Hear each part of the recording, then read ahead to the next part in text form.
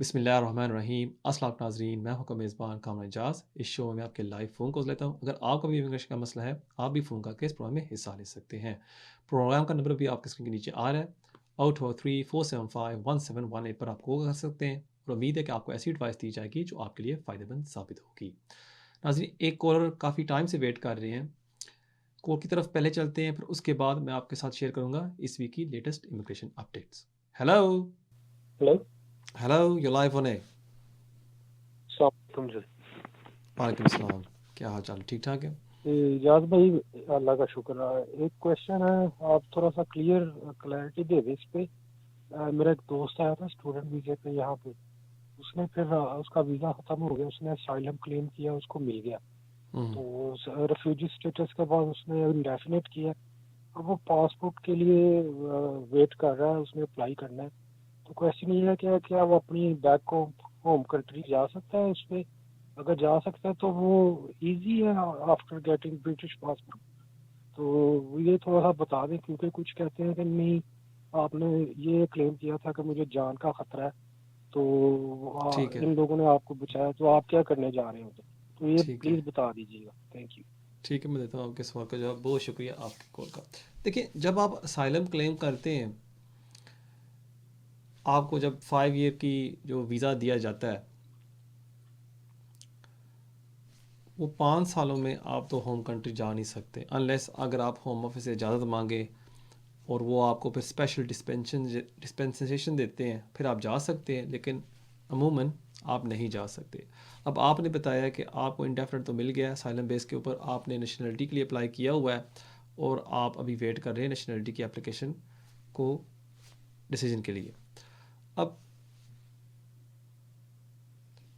जब आपको पासपोर्ट मिल जाएगा, आप फिर ट्रैवल कर सकते हैं टू होम कंट्री अगर आपको जहाँ को ख़तरा नहीं है या आपके सर्कमस्टांसेस थोड़े से डिफरेंट हो जाते हैं।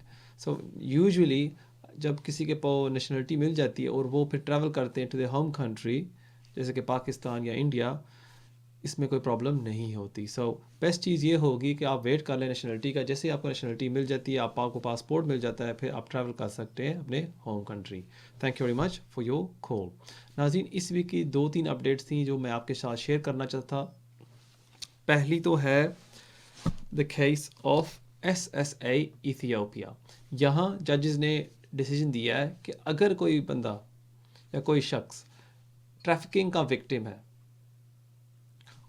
और उनकी एप्लीकेशन पेंडिंग है या उनका असाइलम क्लेम पेंडिंग है, फिर जब तक असाइलम क्लेम पर डिसीजन नहीं होता, जो विक्टिम ऑफ ट्रैफिकिंग या स्लेवरी है उसको वीज़ा मिलना चाहिए, उसको लीव मिलनी चाहिए। सो फॉर एग्ज़ाम्पल, मैं आता हूँ फ्रॉम पाकिस्तान और मैं क्लेम डाल देता हूँ मॉडर्न स्लेवरी का, और उसके साथ साथ मुझे वो असाइलम इंटरव्यू भी दे देते हैं। अब दोनों मेरे एप्लीकेशंस चल रहे हैं सिस्टम में। अब फ़र्ज़ करें कि वो मुझे डिसीजन मिलती है फ्रॉम NRM, जहां वो कहते हैं कि हम समझते हैं कि आपके केस में लगता है कि आप एक विक्टिम हैं स्लेवरी के। उसके बाद होम ऑफिस मेरी एप्लीकेशन को कंसिडर करती है अंडर मॉडर्न ट्रैफिकिंग स्लेवरी, और वो मेरी एप्लीकेशन को रिफ्यूज़ कर देती है। और अभी फ़िलहाल मेरा असाइलम क्लेम पेंडिंग है। यहाँ जो जजेस ने in the case of SSI Ethiopia judgement दी है कि आपको फ़िलहाल टेम्प्रेरी लीव मिलनी चाहिए, और उन्होंने वजह क्या दी है कि आपका जो पर्सनल सिचुएशन है उसकी बेस की वजह से आपको वीज़ा मिलना चाहिए, क्योंकि जब तक आपका असाइलम क्लेम यहाँ यूके में प्रोसेस नहीं होता, फाइनलाइज नहीं होता, फॉर एग्जांपल सक्सेसफुल या अनसक्सेसफुल नहीं होता, आपको वीज़ा मिलना चाहिए। सो इट्स वेरी इंपॉर्टेंट, अगर आपका अभी क्लेम है स्लेवरी का, मॉडर्न ट्रैफिकिंग का, इस केस का ज़रूर फ़ायदा उठाएं और होम ऑफिस को रिक्वेस्ट करें कि अभी मेरा असाइलम क्लेम पेंडिंग है, मुझे कंक्लूसिव ग्राउंड्स की डिसीजन मिल गई है फ्रॉम NRM, चाहे आप मुझे डिस्क्रिशनरी लीव नहीं देना चाहते क्योंकि मेरा असाइलम क्लेम अभी पेंडिंग है, मुझे टेम्प्रेरी लीव मिलनी चाहिए। So quite good case if you are victim of slavery, right. अब दूसरी जो अपडेट मैं आपके साथ शेयर करना चाहता हूँ, जो काफ़ी अहम अपडेट है आप सबके लिए, वो है नेशनलिटी के मतलब। अब आपको पता है कि अगर यहाँ एक बच्चा पैदा होता है और उसके पेरेंट्स के पास स्टेटस नहीं होता जब वो बच्चा पैदा होता है, और बाद में आके जो पेरेंट्स हैं वो उनको स्टेटस मिल जाता है और फिर वो सेटल हो जाते हैं, इंडेफिनिट भी उनको मिल जाता है। जो बच्चा यहाँ पैदा हुआ था वो नेशनलिटी के लिए अप्लाई कर सकता है। So for example, I am born in the UK, my parents have no status. 4-5 साल बाद मेरे पेरेंट्स को मिल जाता है इंडेफिनिट लीव टू रिमेन, या एक पेरेंट को मिल जाता है, फिर जो मेरे पेरेंट्स हैं वो मेरी नेशनलिटी के लिए अप्लाई कर सकते हैं and I will be a British child. Fairlie straight forward. दूसरा जो आपको पता है कि अगर यहाँ बच्चा पैदा होता है, 10 साल यहाँ लगातार गुजारता है यूके में रहकर, फिर जब वो 10 साल का हो जाए वो अप्लाई कर सकता है नेशनलिटी के लिए। अब जो एक तीसरी कैटेगरी जो मैं समझता हूँ बहुत लोगों को फ़ायदा पहुँचा सकती है, जिसका फ़ायदा ज़रूर उठाना चाहिए, वो ये है कि अगर आपके पास एक बच्चा है जो यूके से बाहर पैदा हुआ था, सो for example India and Pakistan, अब उसको यहाँ हो गए रहते हुए 10 साल, उसको आप यहाँ रजिस्टर कर सकते हैं ब्रिटिश नेशनलिटी के लिए। सो फॉर एग्जांपल, मैं पैदा हुआ हूँ पाकिस्तान में एट द एज ऑफ 2, मेरे पेरेंट्स यहाँ आ जाते हैं टू द यूके, अब मेरी एज है 12 या 13, अब मैं अप्लाई कर सकता हूँ ब्रिटिश नेशनलिटी के लिए और होम ऑफिस मुझे ग्रांट कर देगी British nationality. So it's very good.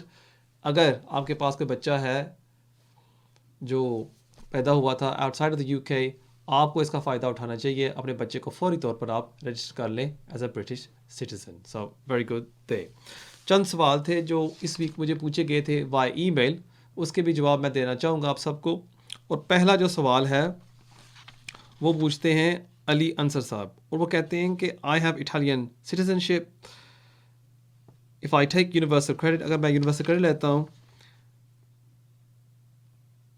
मैं अपने बेटे को स्पॉन्सर कर सकता हूँ, क्योंकि मैंने एक दफ़ा पहले किया था और उसका एप्लीकेशन रिफ्यूज़ हो गया था। अब देखें, अगर आपका जो बेटा है वो ओवर 21 है, फिर तो आपको साबित करना होगा कि वो बेटा आपके ऊपर डिपेंडेंट है। सो फाइनेंशियली आपने साबित करना है कि वो आपके ऊपर डिपेंडेंट है। अब जाहिर सी बात है, आप यहाँ काम कर रहे होंगे, फिर ही जाके आप उसको सपोर्ट कर सकते हैं फाइनेंशियली। अगर आप यहाँ यूनिवर्सल क्रेडिट ले रहे हैं, फिर आपके बेटे का एप्लीकेशन को वो अफेक्ट कर सकता है, क्योंकि होम ऑफिस ये कहेगी कि देखें, आप पैसे भेज रहे हैं बेटे को, आप उसको फाइनेंशियली सपोर्ट कर रहे हैं, लेकिन आप तो डिपेंडेंट हैं ऑन द वेलफेयर स्टेट यहाँ यूके में, फिर वो बेटा आपके ऊपर कैसे डिपेंडेंट हो सकता है?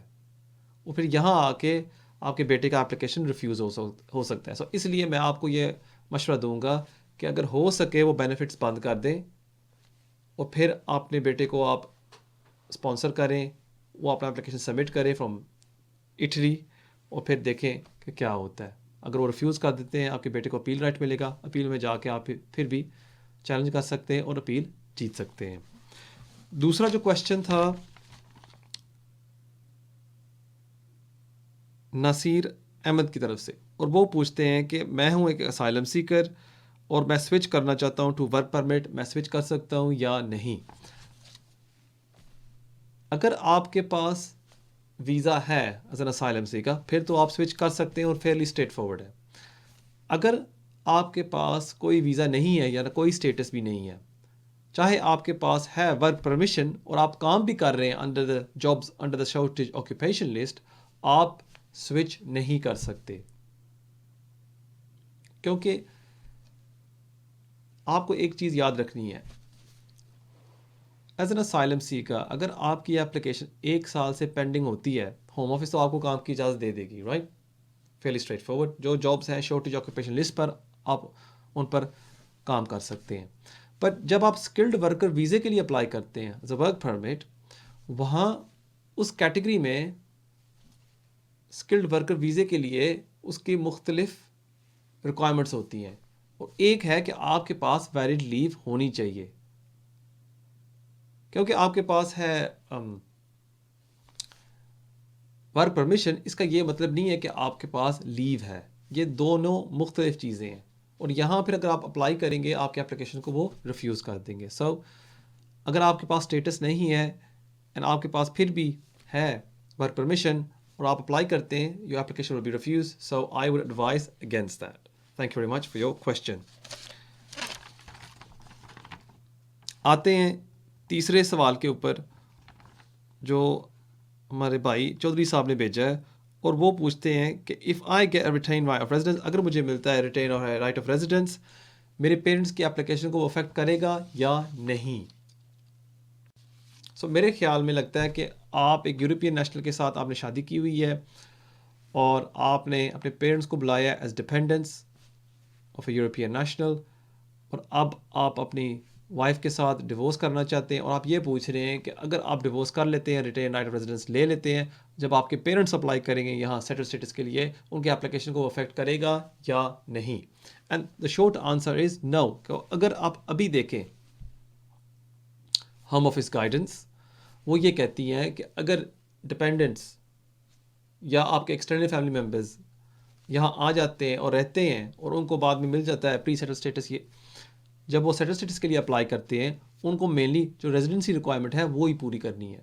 वहाँ उसमें कोई जिक्र नहीं हुआ गाइडेंस में कि आपने साबित ये करना है कि आप अभी भी डिपेंडेंट हैं ऑन योर स्पॉन्सर। अगर आपका डिवोर्स हो जाता है अपने स्पाउस के साथ और आपके पेरेंट्स अप्लाई करते हैं सेटल स्टेटस के लिए, मुझे उम्मीद है कि उनको वो होम ऑफिस ग्रांट कर देगी।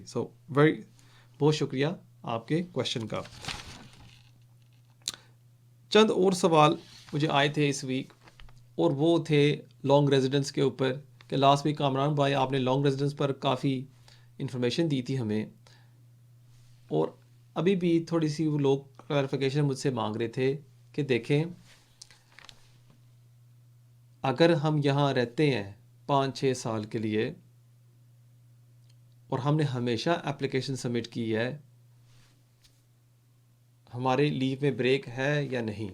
एंड जैसे मैंने लास्ट वीक भी अर्ज़ किया था कि याद रखें, जब आप अपनी पहली एप्लीकेशन सबमिट करते हैं और आपके पास उस टाइम स्टेटस था, फिर 3C के तहत आपका वीज़ा चल रहा है। अगेन जैसे मैंने लास्ट वीक एक्सप्लेन किया था, आप यहाँ आए ऑन स्टूडेंट वीज़ा एक्सपायर होने से पहले आप अप्लाई कर लेते हैं ह्यूमन राइट्स एप्लीकेशन। वो जो एप्लीकेशन है वो 6 माह, साल या 1.5 साल पेंडिंग रहती है। अब इस पीरियड में जो साल 1.5 साल आप वेट कर रहे हैं, यहाँ आपके पास 3C के तहत लीव है, आप काम भी कर सकते हैं, आप सब कुछ कर सकते हैं।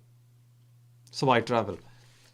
अब जब वो एप्लीकेशन आपकी रिफ्यूज़ हो जाती है, फिर होम ऑफिस आपको एक ग्रेस पीरियड देती है 39E के तहत, और इस जो ग्रेस पीरियड होता है वो होता है 14 डेज़ का। इस 14 डेज़ में आप कोई भी एप्लीकेशन सबमिट कर सकते हैं, और यहाँ होम ऑफिस ये कहती है कि आप ओवरस्टेयर हैं बट नॉट इलीगल। यहाँ आप दोबारा एक ह्यूमन राइट्स की एप्लीकेशन सबमिट कर सकते हैं, या अगर आपको कोई बंदा ऑफर कर देता है वर्क परमिट, आप वो भी अप्लाई कर सकते हैं, और अगर आप पूरी सारी रिक्वायरमेंट्स फुलफिल करते हैं, फिर होम ऑफिस आपको वर्क परमिट ग्रांट कर देगी। लेकिन यहाँ याद रखें, अब जब आप अप्लाई करते हैं 39E के तहत और आपकी एप्लीकेशन पेंडिंग रहती है 2, 3, 4, 5 या 6 मंथ्स, अब जो टाइम पीरियड आप यहाँ गुजार रहे हैं, आपके पास 3C नहीं है, आप काम भी नहीं कर सकते, और अगर आपकी एप्लीकेशन अब रिफ्यूज़ हो जाती है, then you are now illegal in this country. इसलिए लास्ट वीक मैं ये एक्सप्लेन कर रहा था, थोड़ी सी कन्फ्यूजन होती है क्लाइंट्स को कि अगर हम हमेशा हर रिफ्यूज़ल के बाद एक एप्लीकेशन सबमिट कर दें, हमारा वीज़ा या हमारी जो रेजिडेंस है वो चल रही है, एंड दैट्स इनकरेक्ट। जब आपकी 3C ख़त्म हो जाती है, आपको एक 14 डे का ग्रेस पीरियड मिलता है। जब वो ग्रेस पीरियड ख़त्म हो जाता है, उसके बाद आपके लॉन्ग रेजिडेंस में ब्रेक आ जाती है। चाहे आप 10 एप्लीकेशन क्यों ना सबमिट कर लें, जब आपके 10 साल पूरे हो जाएंगे, होम ऑफिस आपकी एप्लीकेशन जो लॉन्ग रेजिडेंस की है वो रिफ्यूज़ कर देगी। So that's very important. उम्मीद है आप इससे फ़ायदा उठा सकते हैं। अ फ्यू अदर क्वेश्चंस जो इस वीक मुझे आए हैं, और वो हैं सेटलमेंट स्कीम के ऊपर कि ज़म्बरानो का प्लीज़ थोड़ा सा हमें रहनुमाई दे दें। अभी भी इसमें क्या हो रहा है, कोई अपील्स आएंगी, हम इसका फ़ायदा उठा सकते हैं या नहीं, या अगर हमने एप्लीकेशन सबमिट की थी वो अब रिफ्यूज़ होगी, हमें अपील करनी चाहिए या नहीं। राइट,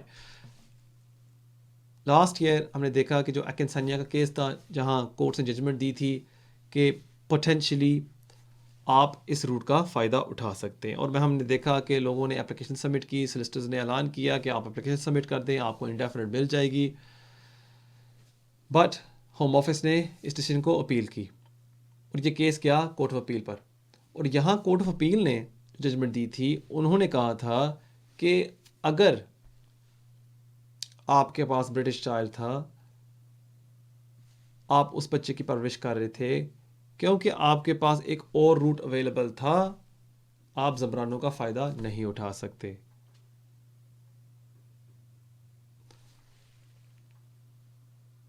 और उसके बाद फिर होम ऑफिस ने क्या किया, होम ऑफिस ने सब एप्लीकेशंस को रिफ्यूज़ कर दिया। सो अगर अभी आपकी एप्लीकेशन ज़बरानों की रिफ्यूज़ हो गई है, अगर आपको अपील राइट दिया गया है, इन माय ओपिनियन अगर आप अपील करते हैं, आप अपने पैसे ज़ाया कर रहे हैं, क्योंकि यहाँ कोई चांस नहीं है कि आपको वीज़ा मिले। इट्स ने इम्पॉसिबल, क्योंकि जो जजमेंट अब आ गई है, जज तो उसको फॉलो करेगा ना अपील में। So, इसलिए मेरा जो मशवरा होगा आपसे कि अगर आपको अपील राइट मिल गया है, बेहतर ये होगा कि आप एक ह्यूमन राइट्स की एप्लीकेशन सबमिट कर दें या एक FLR-FP की एप्लीकेशन सबमिट कर दें और अपना स्टेटस फौरी तौर पर रेगुलराइज कर दें, बल्कि बजाय आप कोर्ट फीस भरेंगे, आप बैरिस्टर को पैसे देंगे, सोलिसिटर को पैसे देंगे और आप कुछ भी नहीं हासिल करेंगे। So that's quite important.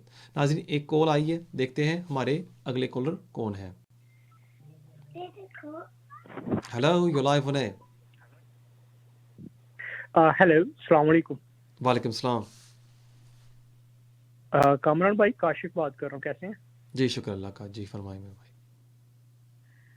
वालेकुम सलाम। कामरान भाई, मेरा 1 साल से ज़्यादा हो गया सिटीजनशिप अप्लाई किए हुए, जी जी तो उसका कोई रिस्पांस नहीं आ रहा है काफ़ी देर से। मतलब प्री एक्शन प्रोटोकॉल भी भेजा था और MPA या के लेटर भी 2 भेजे थे, तो अभी तक कोई रिस्पांस नहीं आ रहा है। ठीक है। काशिफ अक्सर अक्सर मेरे क्लाइंट हैं, सो हम आज ये ऑन लाइव ऑन एयर थोड़ी सी बात करेंगे, आपसे शेयर भी करेंगे। सो काशिफ, अभी देखें ना, होम ऑफिस ये कह रही है कि हम आपके एप्लीकेशन को कंसिडर कर रहे हैं और हम एक टाइम फ्रेम नहीं दे सकते। जी जी जी। सो अब यहाँ ऑप्शन है कि इसको जुडिशल रिव्यू चैलेंज किया जाए, लेकिन अगर वो हम करते भी हैं और 154 पाउंड कोर्ट फीस भरते हैं, ग्राउंड्स बनाते हैं और उसको दर्ज कर भी देते हैं, उसमें भी 4 माह 6 माह लग जाएंगे। और जो जज है वो भी ये कहेगा कि देखें, होम ऑफिस की आजकल पॉलिसी है कि 6 to 12 मंथ्स में वो एप्लीकेशंस को कंसिडर कर रही है।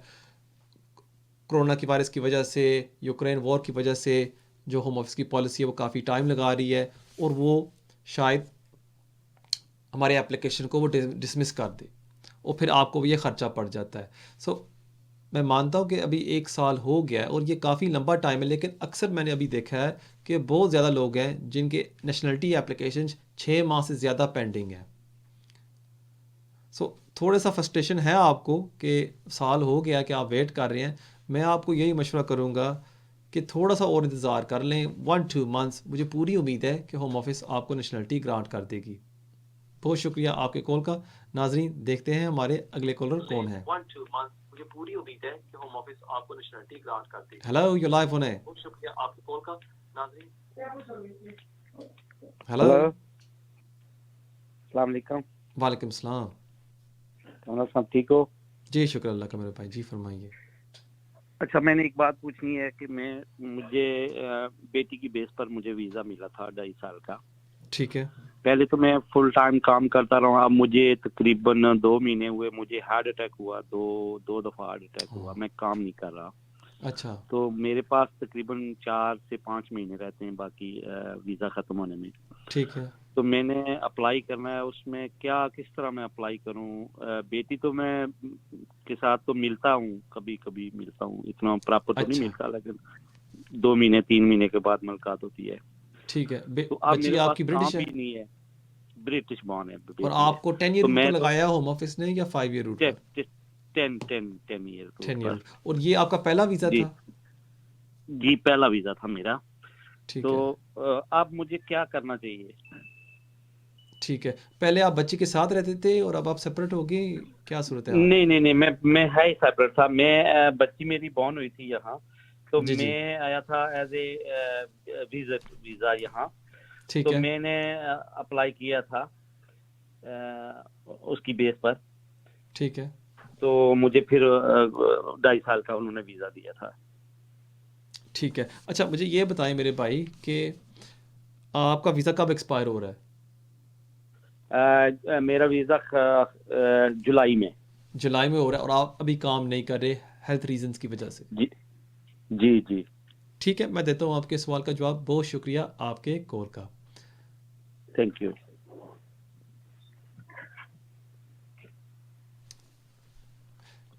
अब आपका वीज़ा एक्सपायर हो रहा है जुलाई में, आपने मुझे बताया है। अब 1 मंथ पहले आप अप्लाई कर सकते हैं एक्सटेंशन के लिए। अब यहाँ मैं आपको एडवाइस करूँगा, क्योंकि आप काम नहीं कर रहे, आप फ़ी वेवर का फ़ायदा उठा सकते हैं, जहाँ आप होम ऑफिस को रिक्वेस्ट कर सकते हैं कि मेरे पास पैसे नहीं है, मैं अफोर्ड नहीं कर सकता, जो होम ऑफिस की जो फ़ीस है £2600 वो माफ़ की जाए। चाहे आपका वीज़ा उसके बाद एक्सपायर भी हो जाता है, जब आपने फ़ी वेवर एप्लीकेशन सबमिट कर दी है और वो पेंडिंग रहती है, जो आपका जो वीज़ा है वो चलता रहेगा। उसके बाद जब आपका जो फ़ी वेवर एप्लीकेशन है जब वो कामयाब होता है, आपके पास होंगे 10 वर्किंग डेज़ जिसमें आपने अपनी मेन एप्लीकेशन सबमिट करनी होती है, और फिर उसके बाद आप वेट करेंगे डिसीजन के लिए। ये पूरा प्रोसेस तकरीबन 11 to 14 मंथ्स में लग सकते हैं। इसलिए मैं आपको ये ज़रूर बता दूं कि जब आप फ़ी वेवर का फ़ायदा उठाते हैं थोड़ा सा लंबा टाइम लग जाता है, अनलेस आपके पास कोई रीज़न्स हों जहां आप होम ऑफिस को रिक्वेस्ट कर सकें कि जी प्लीज़ मेरी एप्लीकेशन को एक्सपेडाइट कर दें, फिर होम ऑफिस आपके एप्लीकेशन को वो स्पीड अप कर देती है।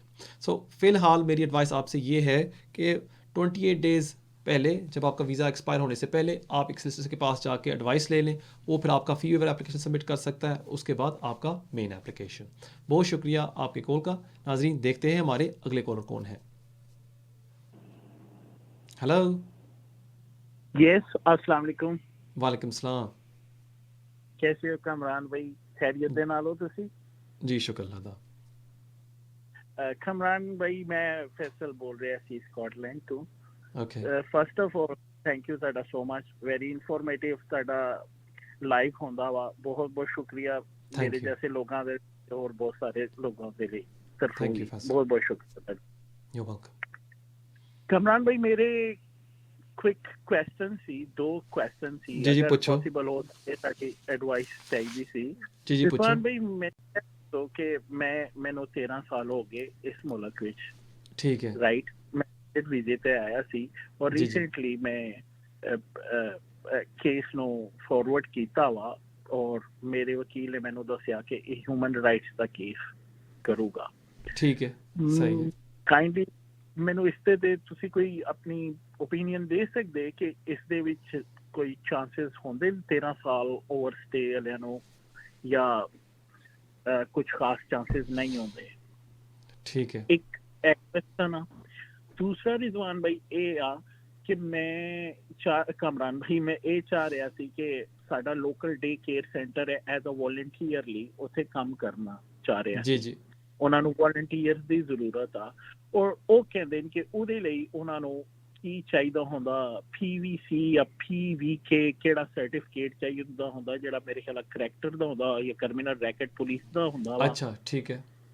ਤੇ ਉਸ ਦੇ ਲਈ ਉਹਨਾਂ ਨੂੰ ID ਚਾਹੀਦੀ ਹੋਣੀ, ਕੋਈ ਫੋਟੋ ID, ਪਾਸਪੋਰਟ ਜਾਂ ਕੋਈ ID ਕਾਰਡ ਜਾਂ ਕੁਝ ਵੀ। ਉਹ ਠੀਕ ਹੈ। ਕਹਿੰਦੇ ਕਿ ਬੇਸ ਤੇ ਉਹ ਚੈੱਕ ਕਰ ਸਕਦੇ ਨੇ। ਮੇਰੇ ਕੋਲ ਮੇਰੀ ਸਾਰੀਆਂ ਚੀਜ਼ਾਂ ਅਵੇਲੇਬਲ ਨੇ, ਅਪ ਟੂ ਡੇਟ ਨੇ ਔਰ ਵੈਲਿਡ ਨੇ। ਤੁਸੀਂ ਕੀ ਐਡਵਾਈਸ ਕਰਦੇ ਹੋ ਕਿ ਮੈਂ ਉਹਨਾਂ ਦੇ ਨਾਲ ਸ਼ੇਅਰ ਕਰ ਸਕਦਾ ਵਾਂ ਇਹਨਾਂ ਨੂੰ? ਕੋਈ ਮੇਰੇ ਲਈ ਪ੍ਰੋਬਲਮ ਤੇ ਨਹੀਂ ਹੋਏਗਾ? ठीक है, ਤੇ ਬਸ ਮੇਰੇ ਇਹ 2 ਕੁਐਸਚਨਸ ਹਨ, ਕਾਈਂਡਲੀ ठीक है। ਪੋਸੀਬਲ ਹੋ ਸਕੇ। बहुत शुक्रिया ਤੁਹਾਡੀ ਕॉल ਦਾ। Thank you so much for your call. ਦੇਖੋ, ਜਿੱਥੇ ਤੱਕ ਤੁਹਾਡਾ ਪਹਿਲਾ ਸਵਾਲ ਹੈ ਕਿ ਤੁਹਾਨੂੰ ਇੱਥੇ ਹੋ ਗਏ ਨੇ 13 ਸਾਲ ਔਰ ਤੁਸੀਂ ਹੁਣ ਇੱਕ ਹਿਊਮਨ ਰਾਈਟਸ ਦੀ ਐਪਲੀਕੇਸ਼ਨ ਸਬਮਿਟ ਕੀਤੀ ਹੈ, ਵੀਜ਼ਾ ਮਿਲ ਸਕਦਾ ਹੈ। ਔਰ ਅਸੀਂ ਅਕਸਰ ਦਿਖਾਇਆ ਇਸ ਸ਼ੋਅ ਦੇ ਵਿੱਚ, 1-2 ਬੰਦਿਆਂ ਨੇ ਕਾਲ ਵੀ ਕੀਤਾ, ਅਸੀਂ ਵੀਡੀਓਜ਼ ਵੀ ਲਗਾਏ ਨੇ ਕਿ ਲੋਕਾਂ ਨੂੰ ਵੀਜ਼ੇ ਮਿਲੇ ਨੇ। ਲੇਕਿਨ ਅਗਰ ਹੁਣ ਮੈਂ ਤੁਹਾਨੂੰ ਕਹਾਂ ਕਿ ਹਰ ਬੰਦੇ ਨੂੰ ਵੀਜ਼ਾ ਮਿਲ ਜਾਏਗਾ ਜੋ ਇੱਥੇ ਰਹਿ ਰਿਹਾ 7, 8, 9, 10, 11, 12, 13 ਸਾਲ, 20 ਸਾਲ ਤੋਂ ਘੱਟ, ਉਹ ਗਲਤ ਗੱਲ ਹੋਏਗੀ। ਅਬ ਹਰ ਬੰਦੇ ਨੂੰ ਵੀਜ਼ਾ ਨਹੀਂ ਮਿਲ ਸਕਦਾ, ਨਾਮੁਮਕਿਨ ਹੈ। ਕਿਉਂਕਿ ਅਗਰ ਦੇਖੋ, ਅਗਰ ਮੈਂ ਹਰ ਬੰਦੇ ਨੂੰ ਵੀਜ਼ਾ ਦਵਾ ਸਕਾਂ ਜਿਹਨੂੰ 20 ਸਾਲ ਤੋਂ ਘੱਟ ਹੋ ਗਏ ਨੇ, ਮੈਂ ਤੇ ਇੱਕ ਕਰੋੜਪਤੀ ਬਣ ਜਾਵਾਂ ਓਵਰਨਾਈਟ, ਅੱਜ ਹੀ ਮੈਂ ਕਰੋੜਪਤੀ ਬਣ ਜਾ। ਬਟ इस तरह नहीं होता। हुण डिपेंड करता है कि जिहड़ा तुहाडा सोलिसिटर है उन्हें की ग्राउंड बनाए ने, वो किस बेस ते लड़ रहा तुहाडा केस। अगर उस केस दे विच जान है और अच्छी तरह वो तैयार किया गया है, फिर तो तुहानूं वीज़ा मिल सकता है। सो अब मैं तुहानूं यही एडवाइस करांगा कि सोलिसिटर नूं जाके मिल के ਤੁਸੀਂ ਉਹਦੇ ਨਾਲ ਡਿਸਕਸ ਕਰੋ ਕਿ ਇਹ ਜਿਹੜਾ ਹਿਊਮਨ ਐਪਲੀਕੇਸ਼ਨ ਗਿਆ ਹੈ ਇਹਦੇ ਨਾਲ ਅਸੀਂ ਕੀ ਐਵੀਡੈਂਸ ਲਗਾਵਾਂਗੇ ਕਿ ਸਾਨੂੰ ਅੱਛਾ ਤੋਂ ਅੱਛਾ ਚਾਂਸ ਹੋਏ ਕਿ ਅਸੀਂ ਵੀਜ਼ਾ ਹਾਸਿਲ ਕਰ ਸਕੀਏ। ਸੋ again it depends on your solicitor. ਜਿਹਦੇ ਤੱਕ ਤੁਹਾਡਾ ਦੂਸਰਾ ਸਵਾਲ ਹੈ ਕਿ ਤੁਸੀਂ ਇੱਕ ਡੇ ਕੇਅਰ ਸੈਂਟਰ ਵਿੱਚ ਵਲੰਟੀਅਰ ਕਰ ਰਹੇ ਹੋ ਔਰ ਉਹਨਾਂ ਨੇ ਕੋਈ ਕੈਰੈਕਟਰ ਸਰਟੀਫਿਕੇਟ ਕਰਨੀ ਹੈ ਤੁਹਾਡੇ ਨੇਮ ਦੇ ਅਗੇਂਸਟ ਔਰ ਉਹ ਮੰਗ ਰਹੇ ਨੇ ਵੈਲਿਡ ਆਈਡੀ ਤੁਹਾਨੂੰ ਦੇਣੀ ਚਾਹੀਦੀ ਜਾਂ ਨਹੀਂ, ਬਿਲਕੁਲ ਤੁਸੀਂ ਦੇ ਦਿਓ, ਇਹਦੇ ਵਿੱਚ ਕੋਈ ਹਰਜ ਨਹੀਂ। ਤੁਸੀਂ ਐਜ਼ ਅ ਇਲੀਗਲ ਮਾਈਗ੍ਰੈਂਟ ਤੁਸੀਂ ਵਲੰਟੀਅਰ ਕਰ ਸਕਦੇ ਹੋ ਔਰ ਸ਼ਾਇਦ ਇਹ ਵਲੰਟੀਅਰਿੰਗ ਤੁਹਾਡੇ ਕੇਸ ਵਿੱਚ ਫਾਇਦਾ ਪਹੁੰਚਾਏ ਤੁਹਾਨੂੰ, ਕਿਉਂਕਿ ਤੁਸੀਂ ਕਮਿਊਨਿਟੀ ਨੂੰ ਹੈਲਪ ਕਰ ਰਹੇ ਹੋ ਔਰ ਸਪੋਰਟ ਕਰ ਰਹੇ ਹੋ। ਕਿਉਂਕਿ ਇੱਕ ਜਿਹੜੀ ਮੇਨ ਇਸ਼ੂ ਹੁੰਦੀ ਹੈ ਜਦੋਂ home office immigration human rights ਦੀ ਐਪਲੀਕੇਸ਼ਨ ਰਿਫਿਊਜ਼ ਕਰ ਦਿੰਦੀ ਹੈ ਜਾਂ ਜਦੋਂ ਜੱਜ ਇੱਕ ਅਪੀਲ ਨੂੰ ਡਿਸਮਿਸ ਕਰ ਦਿੰਦਾ ਹੈ, ਉਹਨਾਂ ਦੀ ਇੱਕ ਆਰਗੂਮੈਂਟ ਹੁੰਦੀ ਹੈ ਕਿ ਤੁਸੀਂ ਕਮਿਊਨਿਟੀ ਵਿੱਚ ਕੋਈ ਖਾਸ ਚੀਜ਼ ਨਹੀਂ ਕਰ ਰਹੇ, ਤੁਸੀਂ ਆਪਣੇ ਟਾਈਜ਼ ਪਾਕਿਸਤਾਨ 'ਚ ਰੱਖੇ ਹੋਏ ਨੇ, ਤੁਸੀਂ ਉਹੀ ਜ਼ਬਾਨ ਬੋਲ ਰਹੇ ਹੋ, ਤੁਸੀਂ ਅਜੇ ਵੀ ਇੰਟਰਪ੍ਰੇਟ ਦੇ ਜ਼ਰੀਏ ਗੱਲਬਾਤ ਕਰ ਰਹੇ ਹੋ। ਇਹਦਾ ਮਤਲਬ ਕਿ ਜਿਹੜੇ ਟਾਈਜ਼ ਤੁਸੀਂ ਇੱਥੇ ਬਣਾਏ ਨੇ ਯੂਕੇ ਦੇ ਵਿੱਚ, ਉਹ ਤੁਸੀਂ ਫੋਨ ਦੇ ਜ਼ਰੀਏ ਵੀ ਕੰਟੀਨਿਊ ਕਰ ਸਕਦੇ ਹੋ। ਸੋ ਇਸ ਵਾਸਤੇ ਅਗਰ ਤੁਸੀਂ ਵਲੰਟੀਅਰ ਕਰ ਰਹੇ ਹੋ, ਕਮਿਊਨਿਟੀ ਨੂੰ ਫਾਇਦਾ ਪਹੁੰਚਾ ਰਹੇ ਹੋ, ਸ਼ਾਇਦ ਇਹ ਤੁਹਾਡੇ ਕੇਸ ਨੂੰ ਵੀ ਹੈਲਪ ਕਰੇ। ਸੋ ज़रूर ਤੁਸੀਂ अपना आईडी दे दो, कोई प्रॉब्लम नहीं होएगी। नाज़रीन, ये जो सवाल ने पूछा है मुझसे कि ह्यूमन राइट्स एप्लीकेशन के क्या क्या चांसेस हैं, और जैसे मैंने एक्सप्लेन किया है कि देखें वीज़ा मिल सकता है लेकिन अब हर शख्स को नहीं मिल सकता। अब यहाँ बैठ के मैं कह दूँ आपको जी नहीं, जो भी बंदा यहाँ रह रहा है 8 साल से, 10 साल से, 11 साल से, 12 साल से, उसको वीज़ा मिल जाएगा, ये गलत बात होगी। मैंने अक्सर वीडियोज़ देखे हैं यूट्यूब पर, टिकटॉक पर, जहाँ प्रोफेशनल सोलिसिटर्स कह रहे हैं कि नहीं बस आप आएँ एप्लीकेशन सबमिट करें आपको वीज़ा मिल जाएगा। It's not that straightforward. हर शख्स को वीज़ा नहीं मिल सकता। अब माइनॉरिटी है जिसको हम फ़ायदा पहुँचा सकते हैं, but we can't help everyone. अब इसका ये मतलब नहीं है कि अगर फ़र्ज़ करें मैं आपको कहता हूँ कि अभी मेरे पास कैपेसिटी नहीं है, मैं आपका केस नहीं कर सकता, आप एक दूसरे से के पास नहीं जा सकते और वहाँ वो आपका केस नहीं कर सकता, वो कर सकता है। बट यहाँ आपको रियलिस्टिक भी होना चाहिए कि हर केस में मेरिट नहीं होगा, हर केस में होम ऑफिस वीज़ा नहीं इशू करेगी। और यहाँ फिर आपने तय करना है कि जो ख़र्चा इन्वॉल्व है वो रिस्क आप लेना चाहते हैं या नहीं। दैट्स वेरी इंपॉर्टेंट, क्योंकि मैं देखता हूँ अक्सर वीडियोस सोशल मीडिया पर जहाँ लोगों को गलत इन्फॉर्मेशन दी जाती है, आपको एक इस तरह की उम्मीद दी जाती है कि बस आप आएँ एप्लीकेशन सबमिट करें, ये कैटेगरी बनी हुई है, आपको वीज़ा मिल जाएगा, पर इट्स नॉट लाइक दैट। अब देखें आप विजिट वीज़े की कैटेगरी देख लें, इंग्लिश टेस्ट पास करने की ज़रूरत नहीं है, ना आपको यहाँ रिहाइश की ज़रूरत है, आप बस एक रिजर्वेशन ले सकते हैं।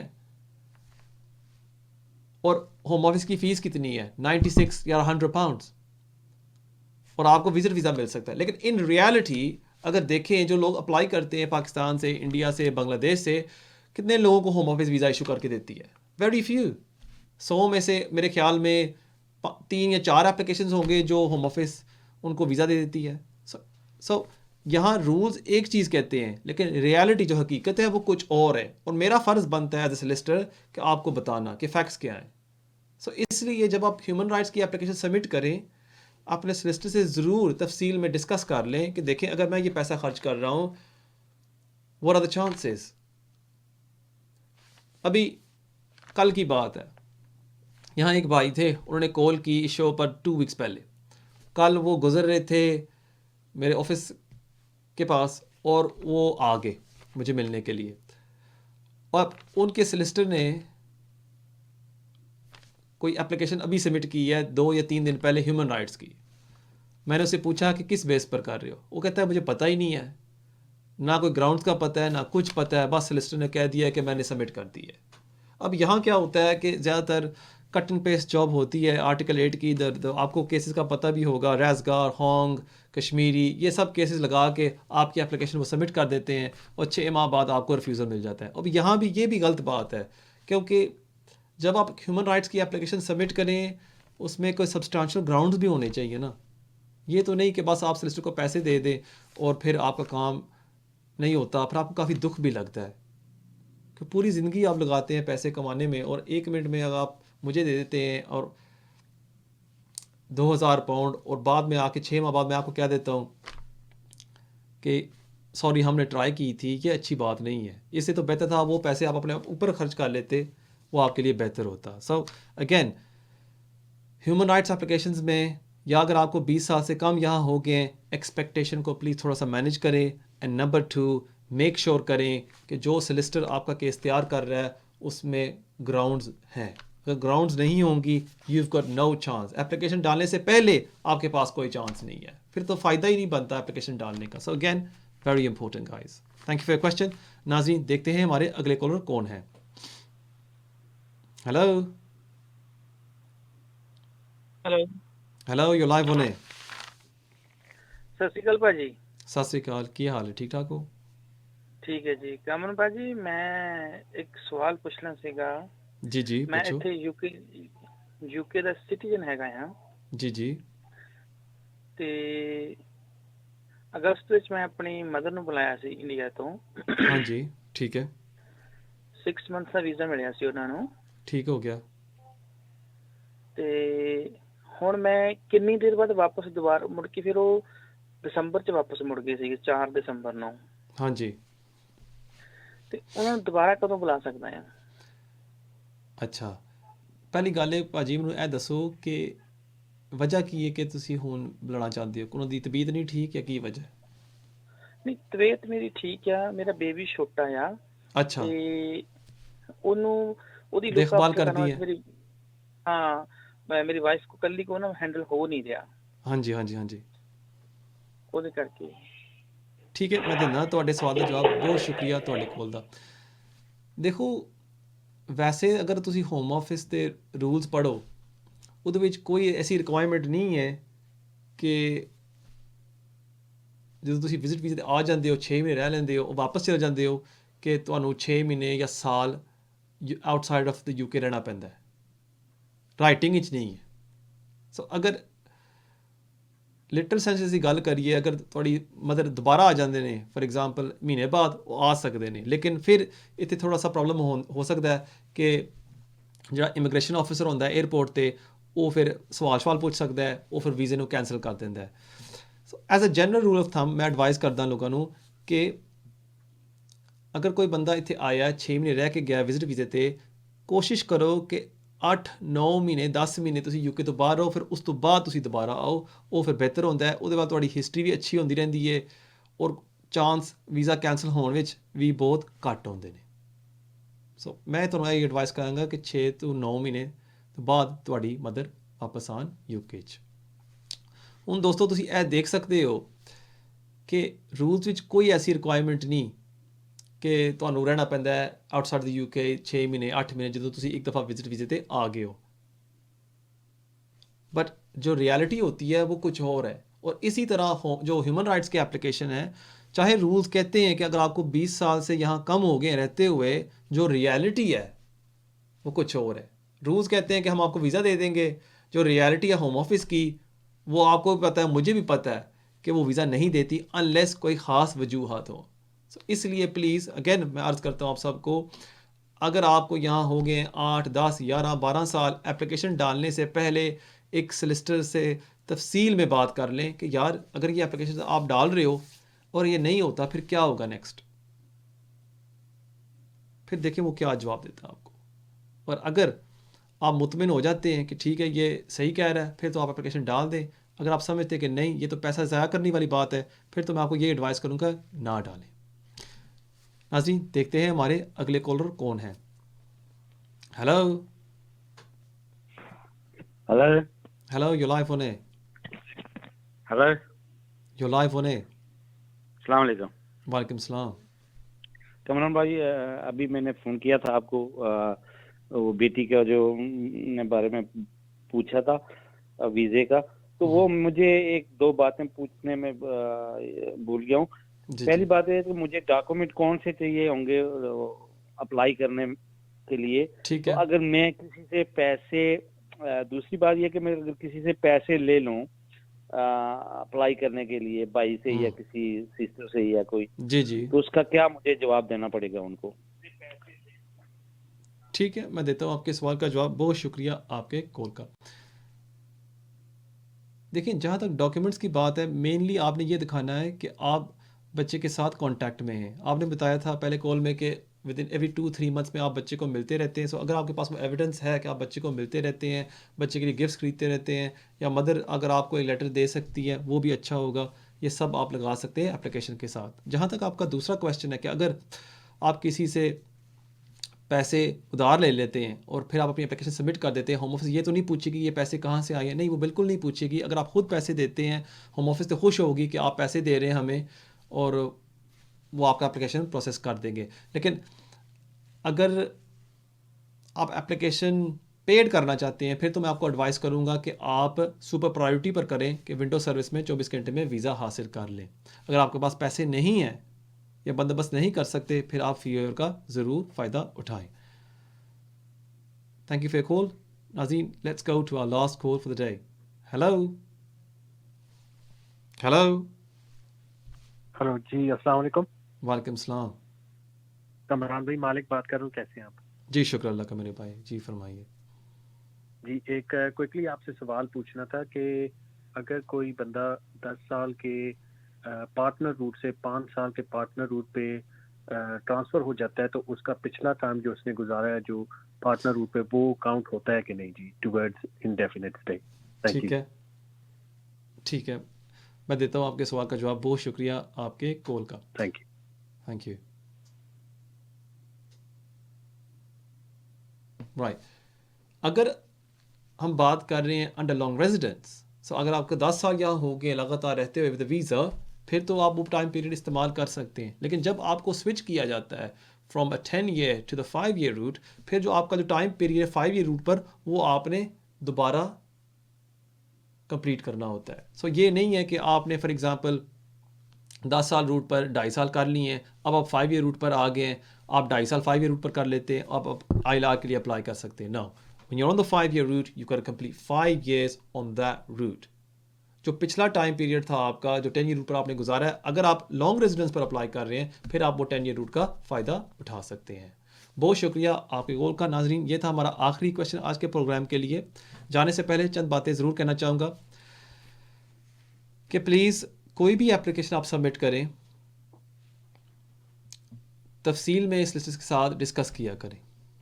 चाहे आप 2-3 लिस्ट के पास चले जाएं, जब तक आपका दिल मुतमिन नहीं होता, आप एप्लीकेशन और अपने पैसे ज़ाया ना किया करें।